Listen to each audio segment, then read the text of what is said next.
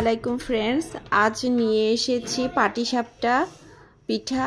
পাটিসাপটা পিঠার জন্য আমি তৈরি করে নিচ্ছি। দুধটা জাল করে নিয়েছি।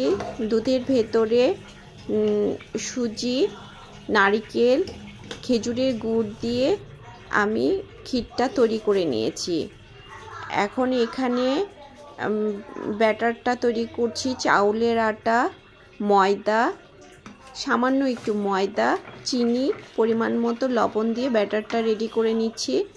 এখন আমি কড়াইটা মুছে নিয়েছি, কারণ পিঠা তৈরির সময় যতবার পিঠা তৈরি করব ততবার কড়াইটা মুছে নিলে পিঠাগুলো কালারটা সুন্দর হয়। আর কালারটা যেন সুন্দর হয় সেই কারণে আমি চিনি দিয়েছি ব্যাটারে।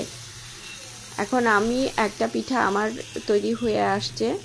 আমি আসলে রান্নাটা আমার খুবই শখের একটা বিষয়। আমি রান্না করতে পছন্দ করি, সাজুগুজু করতে পছন্দ করি ছবি আঁকতে। আমার ভালো লাগার কাজ এই তিনটা। যখন খুব ভালো থাকি তখন করি, যখন খুব খারাপ থাকি তখনও করি। তো এভাবে একে একে আমার সবগুলো পিঠা ভাজা হয়ে যাচ্ছে।